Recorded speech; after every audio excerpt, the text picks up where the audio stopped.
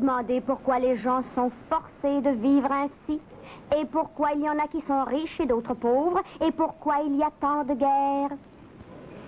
Pour trouver les réponses à ces questions, il va falloir remonter bien loin dans le temps, jusqu'au Moyen Âge. Allons voir comment les gens vivaient à cette époque-là.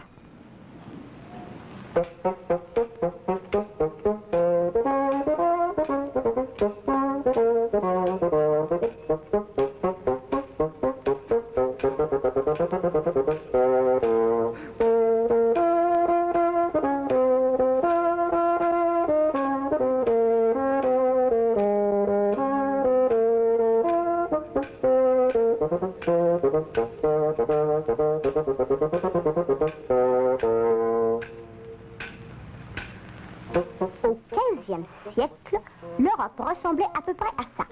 Partout, des petits pays séparés par de vastes forêts. Et les gens ne savaient rien des autres pays, car ils avaient peur d'aller dans les forêts à cause des bêtes sauvages et des mauvais esprits. La vie a l'air tranquille et facile ici, mais ce n'est pas si sûr. Prenons le temps d'y regarder par deux fois. Ici, tout est relié à la terre et à ceux qui la travaillent. Les enfants ne vont pas à l'école parce qu'il n'y a pas d'école. Personne ne lit le journal parce qu'il n'y a pas de journaux. Et personne ne travaille à l'usine parce qu'il n'y a pas encore d'usine.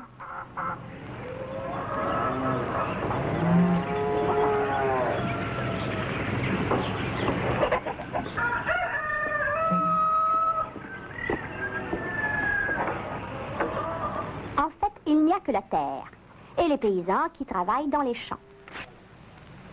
Et les artisans au village qui font des charrues, des outils, bâtissent des maisons. Et puis, bien sûr, il y a le seigneur qui vit dans son château. Et le prêtre qui prêche dans l'église. Les paysans et les artisans doivent tout faire. La nourriture, les vêtements, tout ce qui est nécessaire pour vivre.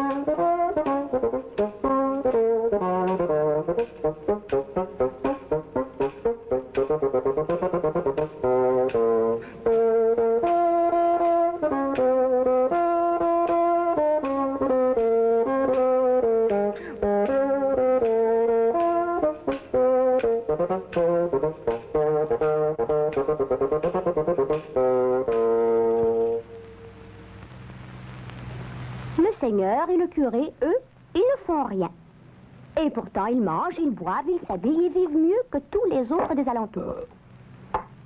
Comment est-ce possible? C'est facile. Le seigneur et le curé sont propriétaires de toute la terre. Et ils s'enrichissent parce que les paysans et les artisans, qui n'ont pas de terre, eux, sont obligés de payer des impôts et à l'église et au seigneur pour pouvoir vivre et travailler là. Ils ne paient pas en argent, mais avec ce qu'ils ont. Du blé, du lait, des chaussures, des armures, tout ce qu'ils ont. Et il n'y en a pas beaucoup qui osent se révolter. Oh, quel diable emporte tout ça? Ça ne peut plus continuer ainsi. Qu'est-ce que j'entends? Qu'est-ce que j'entends? Remets ce sac sur ton dos. Oh, oh, oh, aïe, aïe, aïe, oh, aïe, aïe, oh.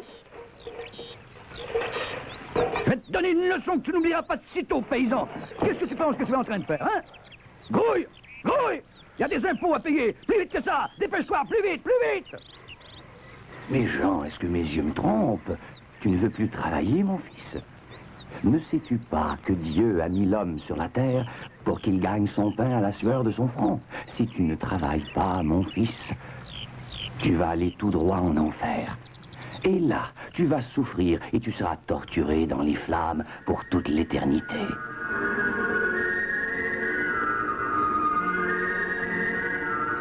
Allons, mon fils, écoute la volonté de Dieu et fais ton devoir. Il est bien évident que cette société est divisée en classes. D'un côté, il y a les paysans et les artisans qui ne possèdent pas de terre, et de l'autre, le seigneur et le curé à qui tout appartient. Crois-tu qu'il est normal que ceux qui n'ont pas de terre paient des impôts à ceux qui en sont les propriétaires? Suppose, ça a toujours été comme ça, non? Oh, entre nous, hein, nous n'avons peut-être rien, mais nous pourrions drôlement nous passer d'eux, même si toute la terre leur appartenait. Mais eux, qu'est-ce qu'ils feraient sans nous, hein? Mon propre grand-père, c'était un rebelle. L'année avait été très mauvaise. Et nous n'avions plus rien à manger. Et il disait à tout le monde dans le village que nous devrions arrêter de payer des impôts. Eh oui, et où ça nous amenait? Les soldats du Seigneur l'ont pendu haut et court. Et le prêtre a dit qu'il irait en enfer. Mais naturellement qu'il faut qu'ils nous paient des impôts. Ce sont nos terres, ils ne s'imaginent tout de même pas y rester comme ça sans rien nous donner en retour, sale paysan. Cette terre a appartenu à mon propre père, à mon grand-père, à mon arrière-grand-père, à la grand-mère de mon arrière-grand-père. C'est la volonté de Dieu qu'il y ait des riches et qu'il y ait des pauvres. Car à celui qui est riche, il sera donné plus. Et à celui qui est pauvre, il sera pris même ce qu'il a.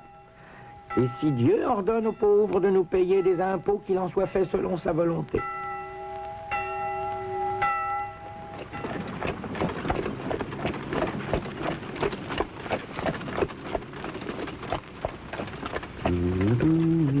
Acheter bon marché et vendre cher. Halt! Qu'est-ce que tu viens faire ici? Doucement, doucement. Je suis ici pour faire des affaires avec ton maître. Et je viens d'une cité nommée Venise. Très, très, très loin d'ici. Tu vois? Je suis un marchand et j'apporte des choses très rares et très belles pour le plaisir de ton seigneur. Oh, marchand. Venise. Hein? C'est bon. Entre.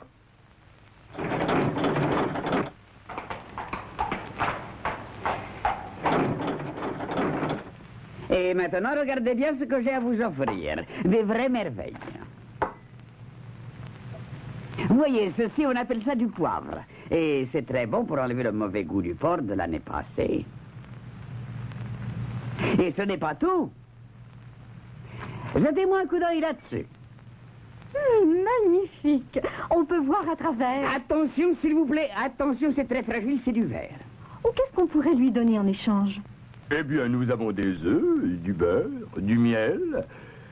Ou peut-être que vous aimeriez mieux quelques-unes des belles choses que nos artisans font au village. Et des épées, peut-être. Ou des tissus en laine, ou n'importe quoi. Ce que vous voulez. Ah, du tissu comme ça, c'est exactement ce qu'ils veulent à Venise. Quel bon marché pour moi. Si, va bene. Alors, disons que je vais prendre 10 rouleaux de ce tissu. C'est très cher, c'est très cher. Mais bon, d'accord. Mais c'est vraiment plutôt cher. Cher? Cher? Cher? Où pensez-vous que vous allez pouvoir trouver des beaux produits comme ça par ici? Oui, très bien. Alors, voilà votre tissu. Et nous gardons le verre. Regardez-moi ça. Ce gros lard qui paie ses produits de fantaisie qui viennent de Venise avec les tissus qu'il a pris aux gens du village. Et maintenant, fêtons, amusons-nous.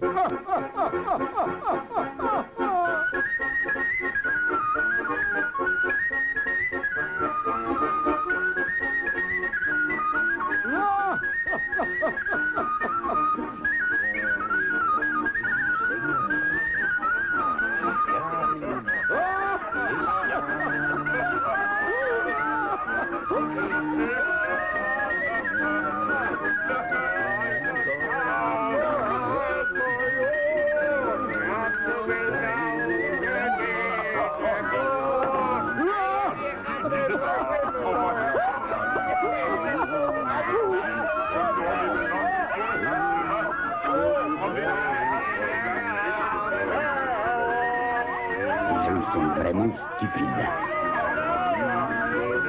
Quels idiots. Ils ne pensent qu'à boire et à manger. Ils gaspillent toute leur richesse. Ils ne comprennent rien aux affaires. Ils ne sont pas fins comme moi.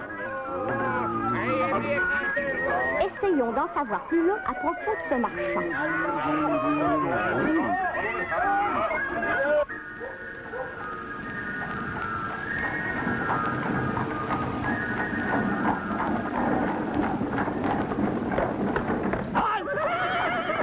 Personne ne peut passer ici sans payer un droit de passage au seigneur. C'est la loi. Faut payer. Hein, quoi? Mais qu'est-ce que c'est? Le marchand peut paraître un peu déplacé ici. Il ne possède pas de terre et il ne travaille pas dans les champs et il ne fabrique rien non plus de ce que font les artisans. Tout ce qu'il fait, le marchand, c'est d'acheter et de vendre. Alors, qu'est-ce que c'est son truc? Je suis marchand de Venise.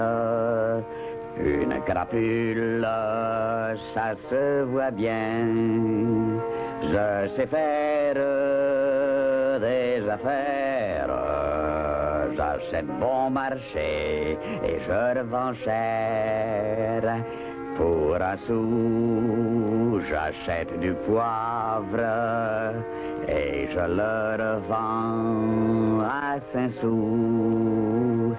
Ça fait 4 sous dans ma poche et devinez qui le paye. Quand on a trouvé le système, c'est l'argent qui coule à flot. Un peu d'astuce, un peu d'argent, et à moi la belle vie. Venise, une ville au sud de l'Europe, le plus important centre de commerce entre l'Est et l'Ouest. Quand le marchand y revint, il échangea ses rouleaux de tissu contre de l'argent. Cet argent, il l'appelait son capital, et il s'en servait pour gagner toujours plus d'argent. Voici comment ça fonctionnait. Avec son capital, il achetait des produits exotiques des marchands arabes. Des épices, de la soie, des choses très rares qui venaient des Indes, de l'Afrique, de l'Arabie, de la Chine. Ensuite, il voyageait à travers l'Europe de ville en ville, vendant ou échangeant ses marchandises aux seigneurs qui étaient prêts à lui donner à peu près n'importe quoi pour obtenir ses produits de luxe. Ainsi, quand il revenait à Venise avec les biens qu'il avait acquis des seigneurs, il était encore plus riche qu'avant. Ce qui signifie qu'il avait encore plus de capital pour acheter toujours plus de produits. Et cela continuait ainsi. Le marchand achetant et vendant toujours plus. Et son capital augmentait, augmentait, augmentait. Eh oui, c'est moi. Je suis un capitaliste.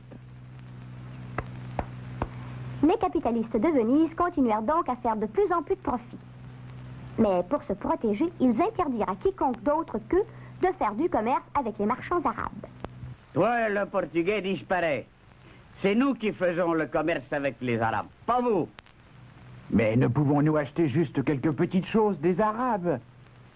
Qu'est-ce que ça peut bien vous faire, hein? Non, vous n'avez pas le droit.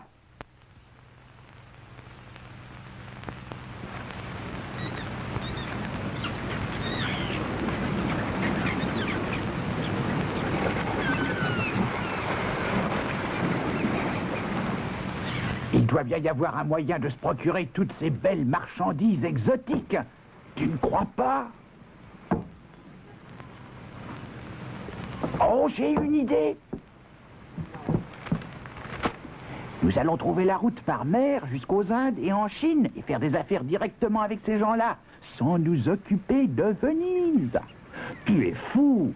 Jamais personne n'a fait cela. Ce serait un voyage beaucoup trop dangereux. Aucune importance, le problème n'est pas là.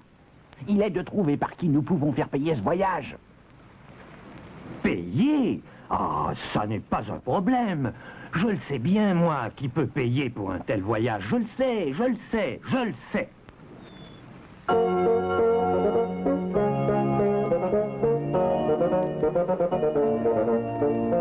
Le lendemain, à la cour du roi Manuel le Fortuné, Votre illustre majesté, Si votre grandeur voulait bien nous donner assez d'argent pour 2 bateaux et un peu d'or et quelque chose à échanger, nous pourrions rapporter des richesses dont votre majesté n'a même jamais rêvé.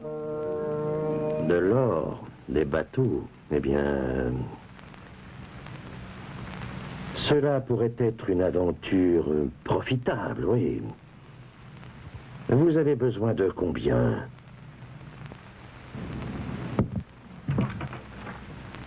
Oh, regardez-moi tout cet or, regardez. Pris aux paysans et aux artisans. Car le roi, voyez-vous, possède lui aussi des terres. Qui est le capitaine? Vasco? C'est Vasco de Gama. On dit que tous les membres de l'équipage sont des prisonniers libérés exprès pour ce voyage. Oh, bien facile de les libérer quand on sait qu'ils ne reviendront jamais.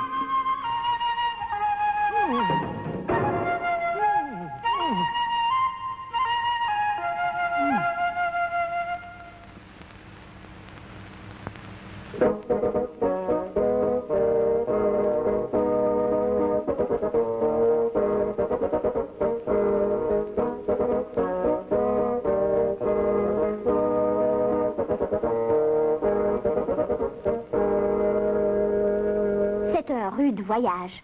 Mais qui ne voudrait l'entreprendre pour pouvoir raconter ce qui arriva à Vasco de Gama?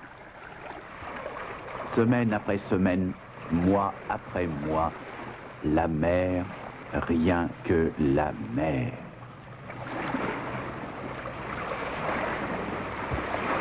Ohé, terre en vue! Enfin. Enfin, après 4 mois de navigation, nous apercevons la terre. Nous sommes près de la côte sud de l'Afrique.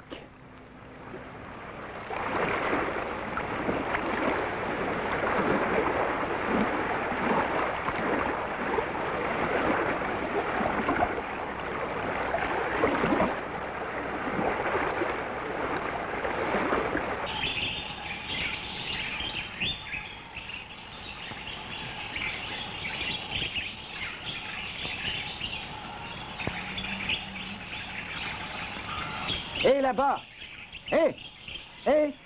Est-ce qu'on peut avoir de l'eau douce?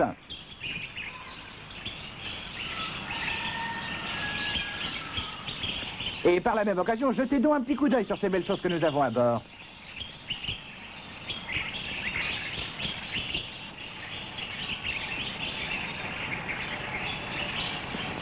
Et diriez-vous d'un petit échange, hein? Nous voudrions bien, mais qu'est-ce que nous pouvons vous offrir en retour? Eh bien, qu'est-ce que vous avez qui soit aussi bon que ça? Je ne sais pas. Nous avons ces bracelets en ivoire que nous fabriquons. Est-ce qu'ils pourraient vous servir? Ouais. Ah ouais, ils ne sont pas mal, j'imagine. Donnez-nous un chargement de ces bracelets d'ivoire et nous allons vous donner une paire de chapeaux rouges avec des clochettes.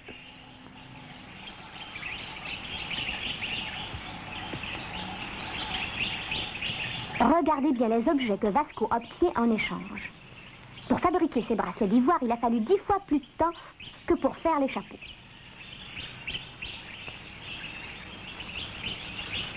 Hé, qui êtes-vous et comment vivez-vous? Nous sommes des chasseurs. Nous vivons en petits groupes et nous nous déplaçons d'un endroit à l'autre.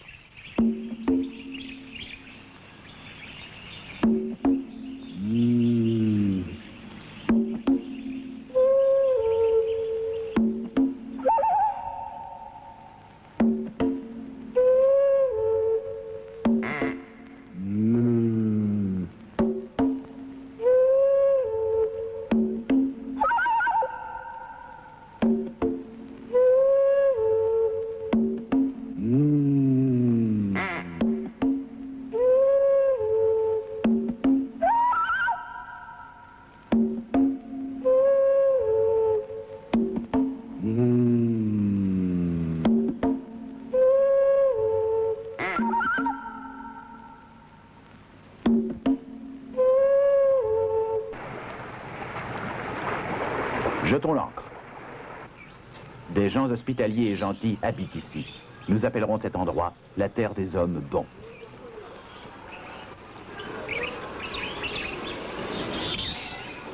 Hé, vous êtes chasseurs aussi? Nous sommes des paysans, mais autrefois nous étions des chasseurs. Mais nous ne pouvions pas tuer assez de gibier pour nous nourrir tous. Alors nous avons commencé à cultiver la terre et à élever des animaux. Et maintenant, il y a de la nourriture pour tout le monde.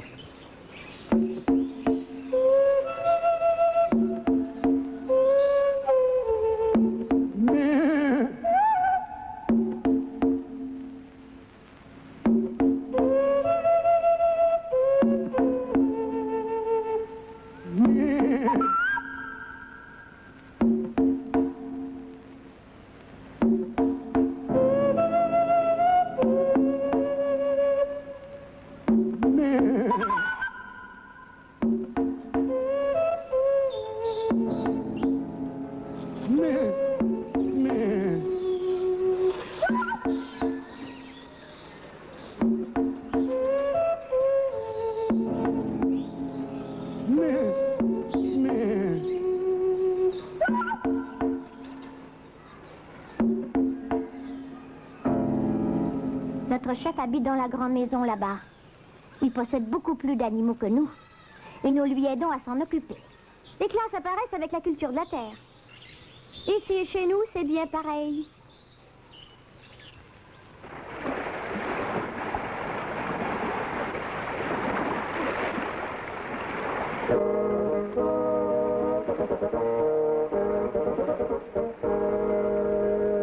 Ohé, bateau à tribord!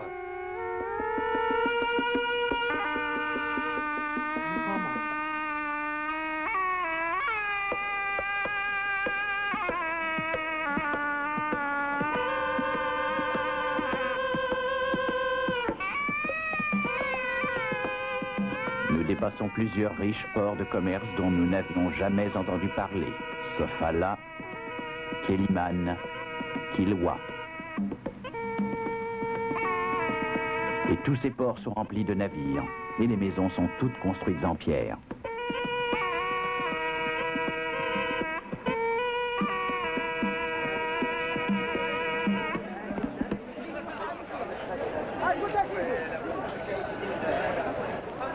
Cette ville ressemble tout à fait à une ville européenne. Ici aussi, il y a des riches et des pauvres. Hé, toi! Qui es-tu? Je suis un esclave, comme ma mère. C'est le prince. C'est lui qui nous commande. Il vit des taxes qu'il perçoit de tout le monde. Et puis il y a les marchands. Ils vendent les biens que fabriquent les artisans et des produits que les paysans apportent de la campagne. Et il y a nous, les esclaves. Bien sûr, nous pouvons acheter notre liberté, mais où pourrions-nous trouver l'argent?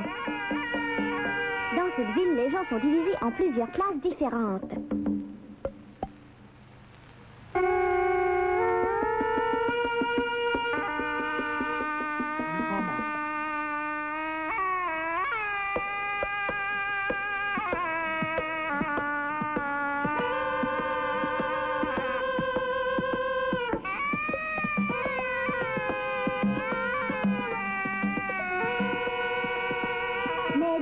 Toutes ces belles choses qu'on peut acheter au marché, où vos marchands les prennent-ils? Bien, les marchands ici, ils achètent toutes ces choses des commerçants qui viennent de très loin, de la Chine à l'est et à l'ouest, des grands royaumes de Bénin et Mali et Congo et Momomotapa. Ils achètent et vendent des tissus, des épices, des parfums, de l'or, de la porcelaine, de l'ivoire, toutes sortes d'objets très beaux. Exactement ce que cherchent les Portugais. Mais il y a un petit problème, parce qu'on n'a que des choses sans valeur à offrir en échange.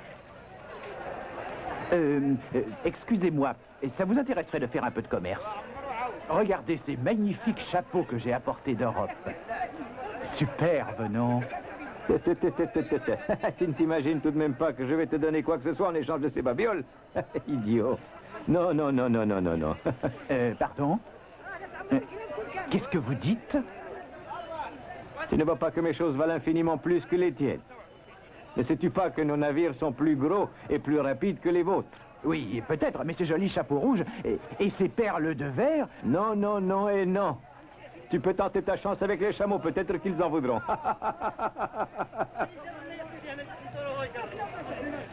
Mais finalement, Vasco trouve un guide et met les voiles du côté des Indes.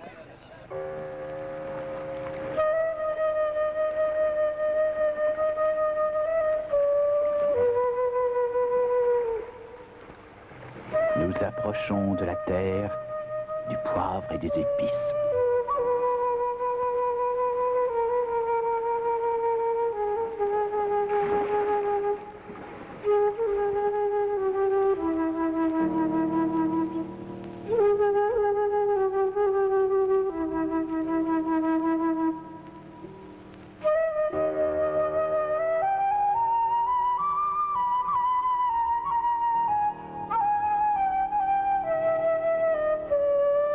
Mes hommages, votre grandeur. Nous voudrions acheter des épices. Nous vous avons apporté du miel et de l'ambre et ces jolis chapeaux avec des clochettes. Oh, vous voulez rire? Ce sont les choses les plus laides que j'ai jamais vues. Mais j'aime bien ces chemises que vous portez. Combien me les vendez-vous? Nos chemises? Oui, mais ce miel et cette ambre... Nous avons déjà tout le miel et l'ambre qu'il nous faut. Mais les chapeaux... Au déchet.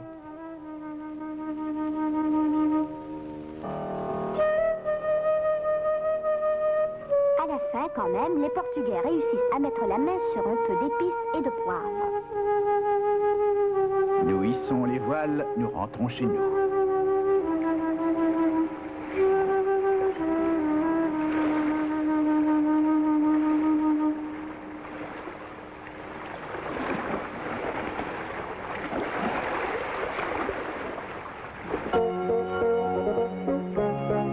Qu'est-ce que j'avais dit? Ils sont revenus, non? Oh, ça prenait Vasco pour réussir un tel voyage.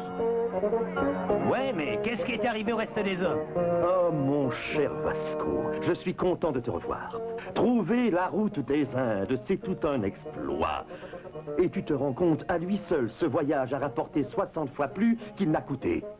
Voilà ce que j'appelle du bon travail et des bonnes affaires. Oui, ça a été très profitable cette fois-ci, mais je ne pense pas que nous puissions recommencer. Nos marchandises ne les intéressent pas. Ils ont déjà 1000 fois mieux. Aucun problème. Il doit bien y avoir un autre moyen de les intéresser. Et voilà. Une fois encore, des bateaux portugais apparaissent au large des côtes de l'Afrique.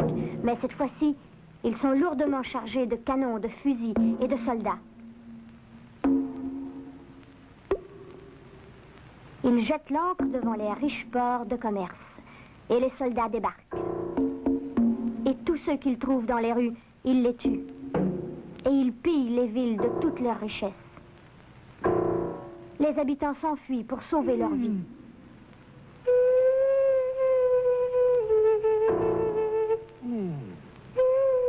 Et les bateaux portugais s'emplissent d'or, d'ivoire et d'étoffes.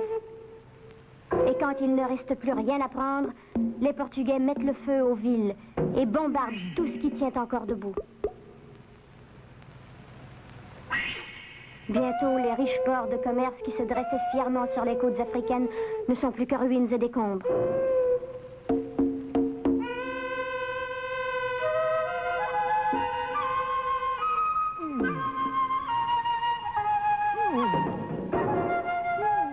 C'est ainsi que les Portugais prennent rapidement le contrôle de tout le commerce sur l'océan Indien. Les marchands de l'islam sont vaincus, leurs vaisseaux détruits et toutes leurs richesses volées. Finalement, les Portugais ont conquis le monopole du commerce avec l'Afrique, la Chine, l'Inde et les Indes occidentales. La prospérité règne à nouveau en Europe.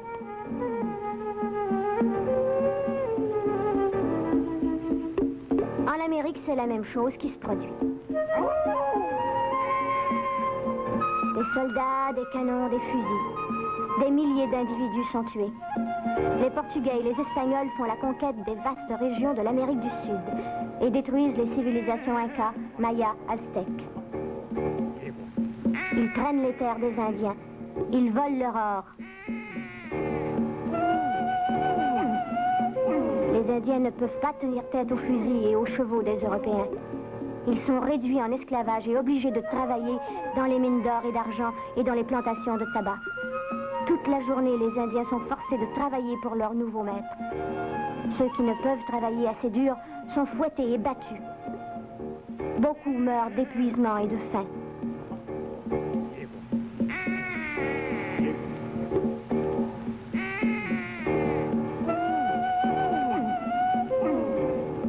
Les richesses que les Indiens ont produites sont chargées sur les bateaux et dirigées vers l'Europe, où elles sont vendues. La prospérité s'installe en Europe.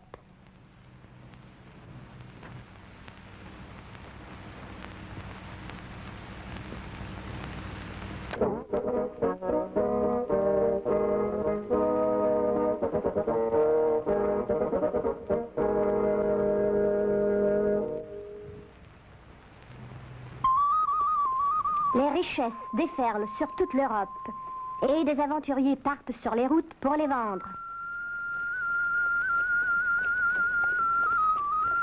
Halte! Vous êtes sur les terres du comte Sac-Afrique. Vous devez payer le droit de passage.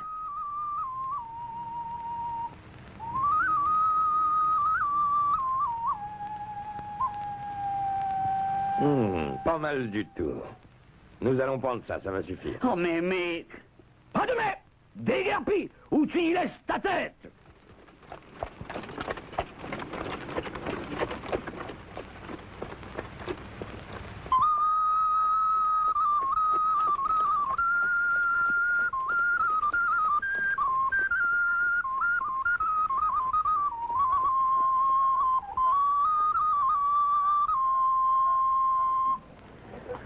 Regardez, du poivre de première qualité.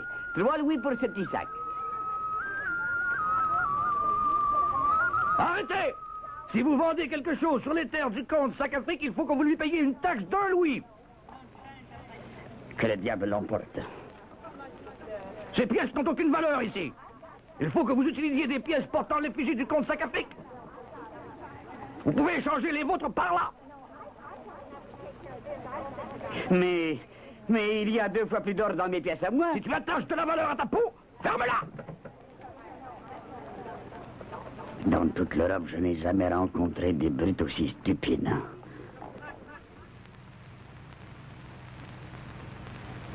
Enfin, les affaires ont quand même été bonnes aujourd'hui. J'ai dû me faire une petite fortune. S'il n'y avait pas ces maudites taxes et ces damnés soldats, ils m'empoisonnent la vie.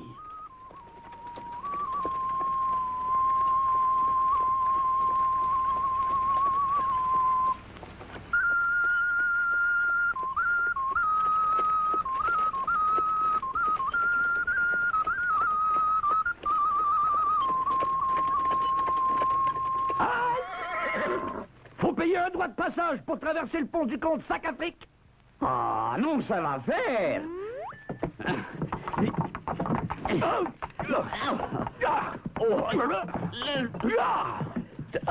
Et qu'est-ce qui se passe ici? C'est ce misérable marchand qui refuse de payer votre droit de passage. Eh bien, vous voulez désobéir à mes lois, hein? Connaissez-vous le châtiment qui vous attend? Nous allons vous crever les yeux, vous couper les oreilles, vous arracher les ongles, vous couper le cou.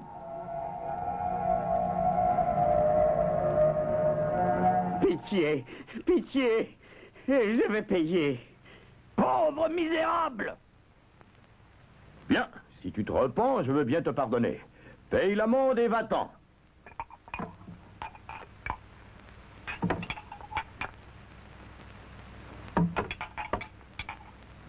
Misère.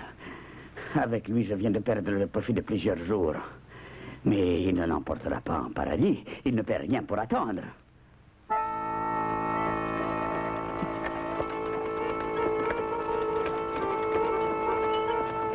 Donc, les marchands deviennent furieux. Ils doivent en finir avec ce vol au grand jour. Partout, en Angleterre, en France, au Danemark, en Hollande, c'est toujours la même histoire. Alors, dans toute l'Europe, les marchands se rassemblent et mijotent de sombres complots contre les seigneurs.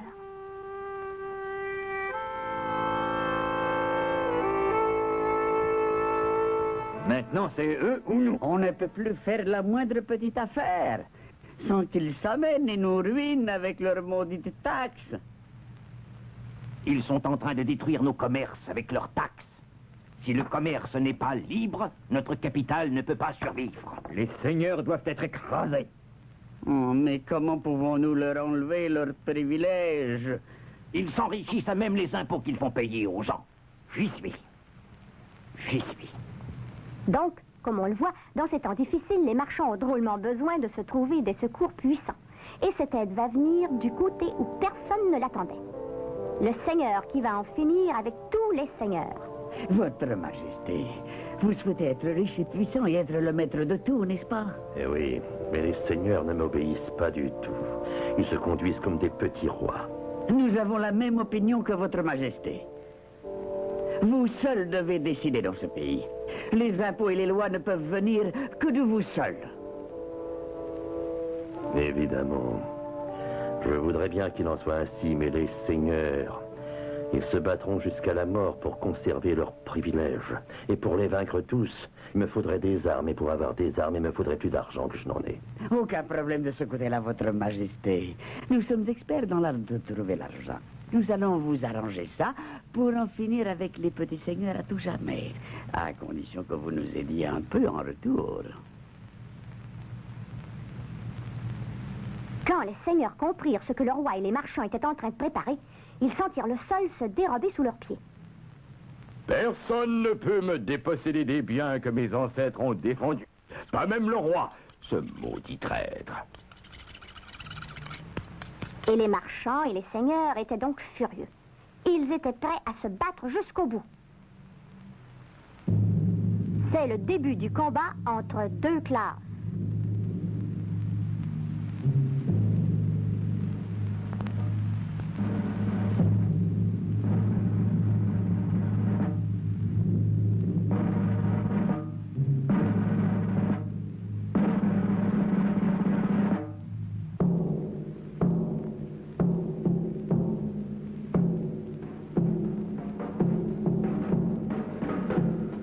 Et de cette lutte entre la classe des seigneurs et celle des marchands dépendent plusieurs des guerres qui ont ravagé l'Europe au XVIe et au XVIIe siècle.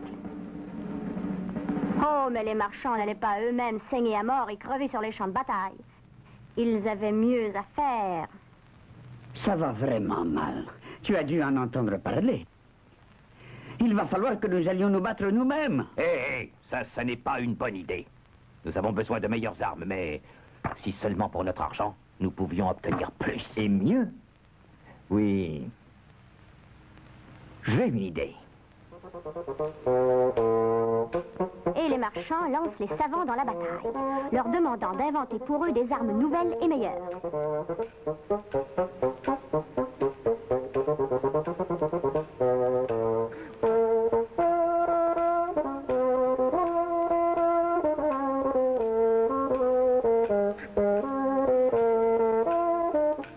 Car pour vaincre les seigneurs, le roi a besoin de beaucoup d'armes. Et eux, les marchands, pendant qu'ils y sont, ils se mettent à vendre aussi des armes aux seigneurs. Et où les prennent-ils, ces armes? Ils les achètent des artisans dans les villes et villages.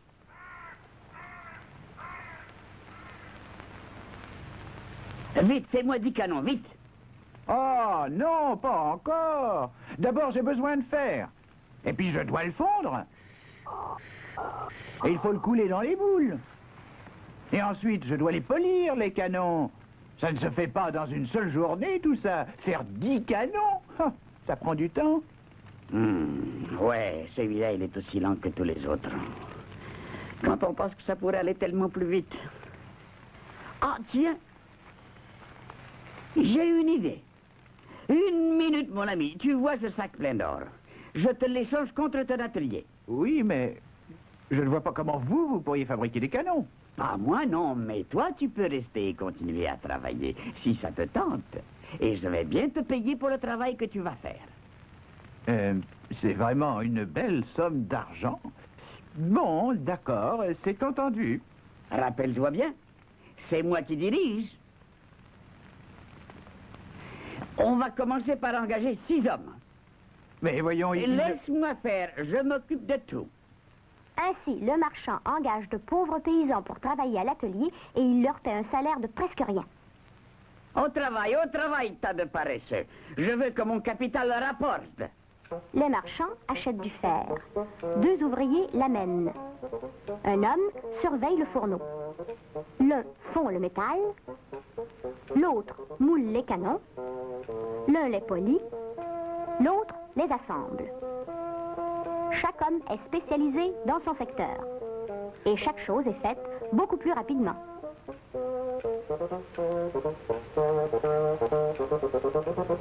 En fait, jusqu'à maintenant, le marchand ne pouvait pas vraiment être appelé capitaliste. Mais maintenant, oui, il possède les moyens de production.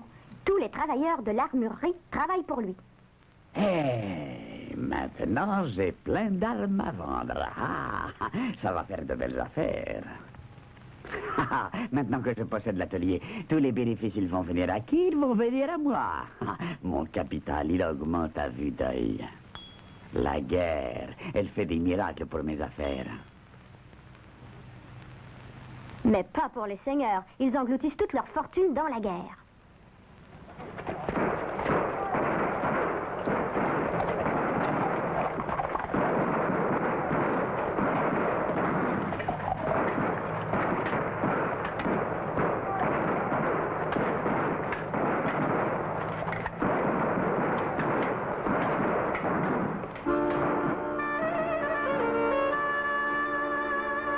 C'est supposé être une guerre entre nous et les marchands. Mais où ils sont, les marchands? Je n'en vois pas un seul. Et leur sang n'est pourtant pas bleu, mais rouge comme le nôtre. Nous sommes des mercenaires. Ils nous payent pour vous combattre. Les marchands font fortune en nous vendant des armes. Et l'argent qu'ils récoltent, ils le donnent à notre ennemi principal, le roi. Nous creusons nos propres tombes. La guerre, le commerce et les ateliers rendent les marchands puissants et affaiblissent les seigneurs. C'est le commencement de la fin pour les seigneurs. Les marchands ont gagné le premier round. À bas les anciennes lois des seigneurs. Place aux lois qui nous conviennent à nous et au roi. Nous y veillerons. Nous avons déjà engagé des juges et des avocats qui sont en train d'écrire des lois nouvelles pour le pays tout entier. Tous les petits pays n'en forment désormais plus qu'un seul, et le roi seul a pouvoir de décision sur quiconque, y compris les seigneurs. Le commerce doit être libre, les seigneurs ne peuvent pas avoir d'armée personnelle. De la même manière, ils ne peuvent pas imposer de taxes aux marchands. Mais les paysans, eux, doivent toujours payer des impôts aux seigneurs. Et ceux qui n'obéiront pas aux nouvelles lois auront affaire à la milice et aux soldats du roi. Et maintenant, tout le pouvoir royal est en place. Le roi et ses soldats et ses juges et ses avocats. Et ce système de pouvoir, on l'appelle l'État. Les petits duchés et royaumes, qui autrefois étaient éparpillés à travers l'Europe, laissent maintenant la place, au début du XVIe siècle, à des États plus grands et plus royaux. Et les frontières sont déplacées et redessinées. Maintenant, les marchands peuvent commercer en toute liberté. Gloire à Dieu! Et qu'il protège l'État longtemps! Et maintenant, nous aurons les armées de l'État pour nous aider à faire de bonnes affaires en Asie et en Amérique. D'abord, ceux qui possédaient la terre détenaient le pouvoir. Maintenant, tout a changé. Les marchands se sont emparés du pouvoir, mais pour nous, ça ne change rien. Nous, les paysans et les artisans, nous n'avons gagné qu'une chose, une nouvelle classe à supporter.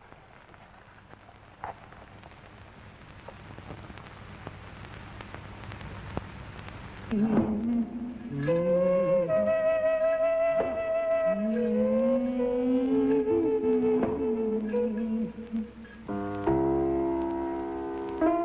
Espagnols et les Portugais deviennent riches grâce au commerce dans l'océan Indien et les territoires conquis en Amérique. Mais dans le reste de l'Europe, des capitalistes avides préparent de nouveaux plans.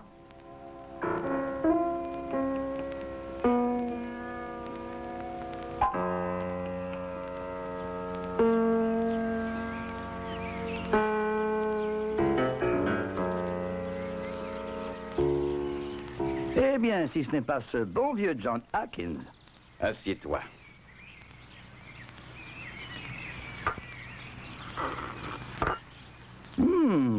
Alors c'est ça le café. Je n'ai jamais rien goûté d'aussi bon.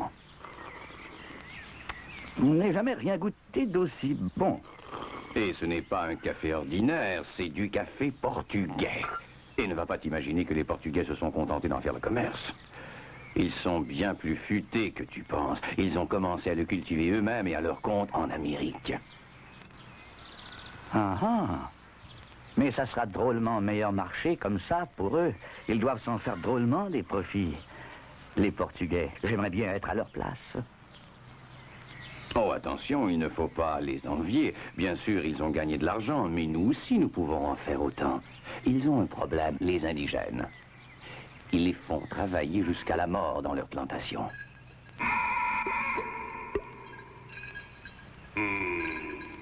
Oh! Et maintenant, ils sont prêts à payer n'importe quel prix pour avoir des esclaves. Et je sais où je peux en trouver. Et voici John Hawkins, qui allait contribuer à la ruine de l'Afrique.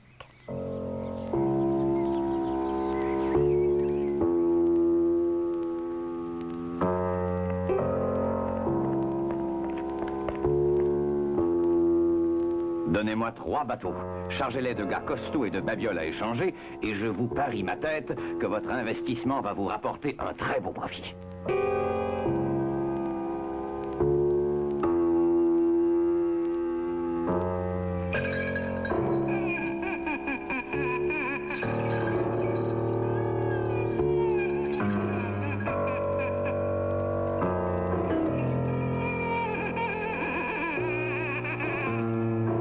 Donnerai 10 couteaux et 10 mètres de tissu contre un esclave, d'accord? Chargez les bateaux tant que vous pourrez, mes amis, avec de beaux esclaves bien ligotés.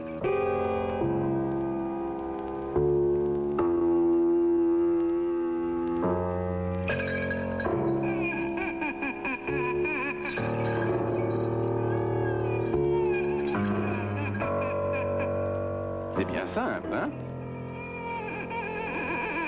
Vous voyez ce village? Combien d'esclaves peut-on y trouver?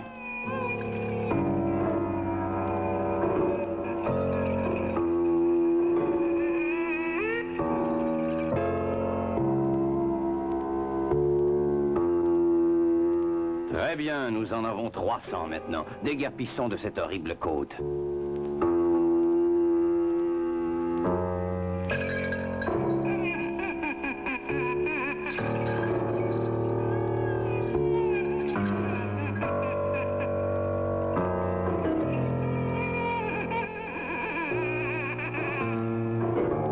Bateau portugais à tribord! C'est un bateau d'esclaves. À l'abordage, nous allons faire une belle affaire.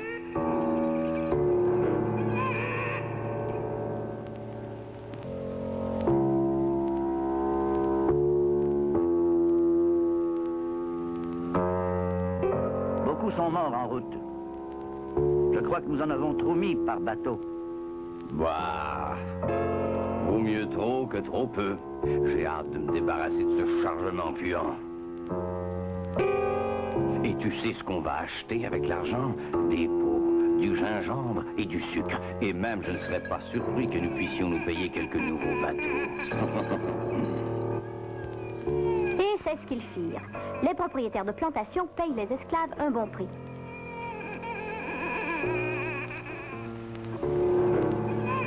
À son retour à Londres, John vend sa cargaison. Les hommes d'affaires sont enchantés des profits qu'il leur fait réaliser. Lui-même, il devient riche. Sa Majesté la Reine Élisabeth le sacre chevalier. Sir John Hawkins. Le commerce des vies humaines prend de l'ampleur. Des bateaux d'esclaves de l'Angleterre, de la France, du Danemark, de la Hollande, de l'Espagne, du Portugal descendent la côte ouest de l'Afrique. On engage même des chasseurs d'esclaves noirs. Et la chasse aux esclaves s'étend jusqu'au très puissant royaume du Congo.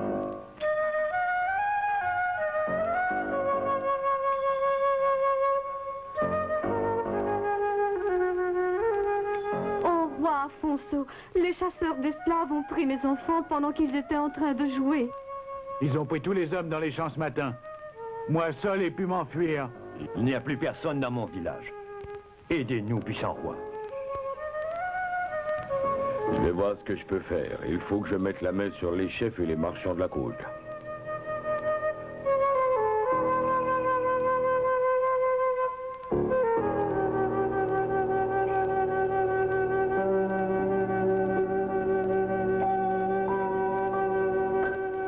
Je vous interdis de donner des esclaves aux bateaux européens.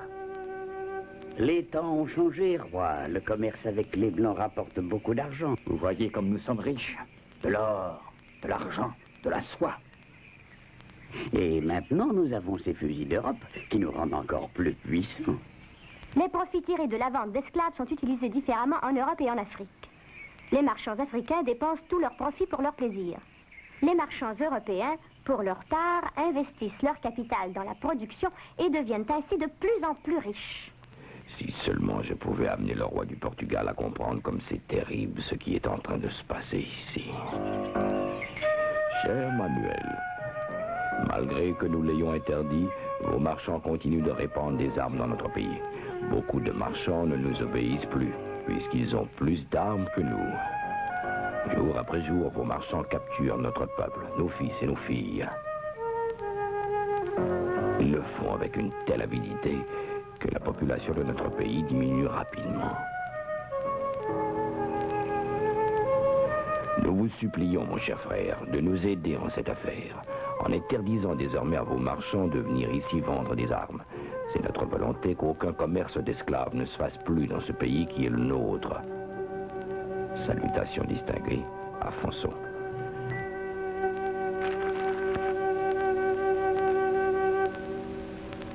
Cher Afonso, je comprends votre souci. Mais que voulez-vous? On ne peut pas se battre contre le progrès.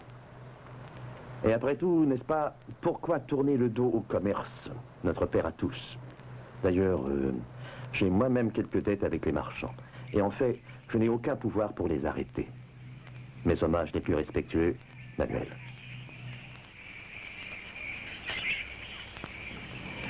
Comment pouvons-nous arrêter les marchands d'esclaves avec nos flèches et nos lances? Impossible. Il nous faut des fusils. Et nous ne pouvons les trouver qu'en Europe. Prends ce tissu et cet ivoire et va à la côte l'échanger contre des fusils. Combien de fusils me donnez-vous pour ça? Pas un. Les fusils, on ne les échange que contre des esclaves. Comment faire pour nous sauver des marchands d'esclaves si pour nous défendre d'eux, il nous faut des fusils, et que pour avoir des fusils, il nous faut nous vendre nous-mêmes comme esclaves? Il nous faut des balles et des fusils pour protéger nos filles et nos filles qui vivent dans la terreur, la peur et la misère. Je tourne le dos et mon enfant n'est plus là. Les Blancs l'ont pris, nous vivons dans la peur. Les jours sont sanglants et les nuits sont si noires. La loi maintenant dans la jungle, c'est de vendre des esclaves ou d'être vendus soi-même.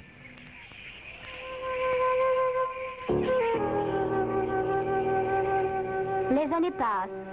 Personne n'écoute plus le roi Afonso.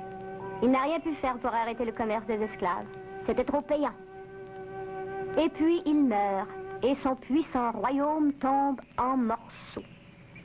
Tout au long de la côte ouest de l'Afrique s'installent de nouveaux ports de commerce qui ne vivent que du marché des esclaves, comme des sangsues suçant le sang de l'Afrique. Les marchands de l'Angleterre, la Hollande, la France, l'Espagne, le Portugal, le Danemark demandent toujours de plus en plus d'esclaves. 100 millions de personnes sont directement touchées par ce commerce d'esclaves. La terreur s'installe en Afrique. Les Noirs commencent à vendre eux-mêmes des gens des tribus voisines. La méfiance règne.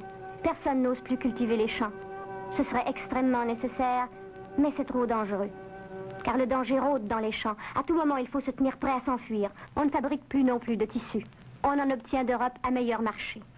Ce commerce florissant donne à l'Europe de plus en plus de prospérité, tandis qu'à l'Afrique, il apporte la syphilis, l'alcoolisme, la violence et le christianisme.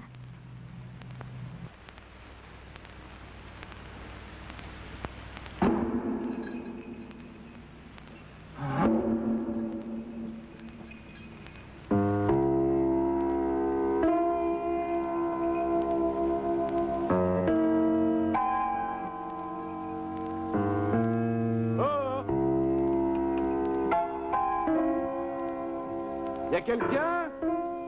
Oh!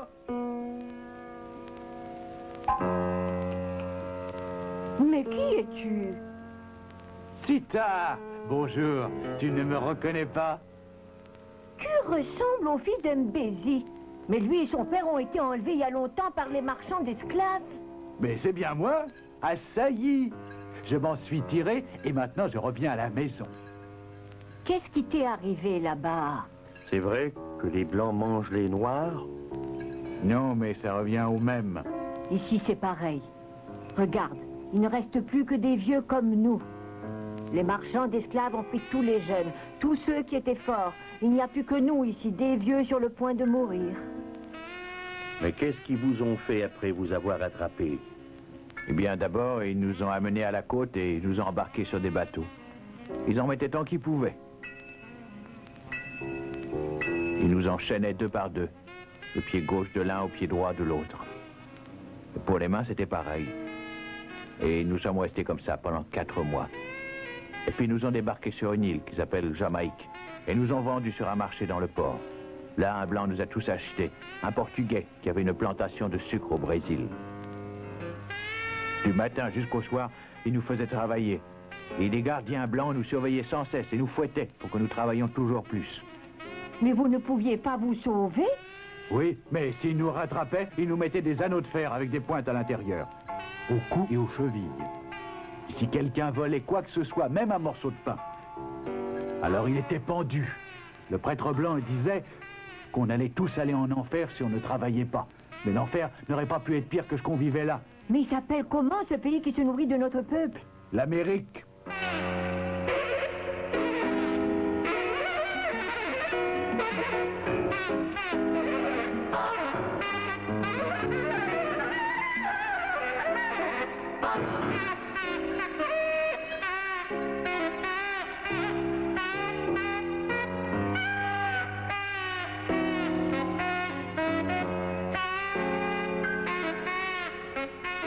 Attendez, un jour les esclaves vont briser leurs chaînes. Ceux qui possédaient des esclaves et leurs gardiens avaient toujours peur de nous. Ils avaient peur pour leur vie. La nuit,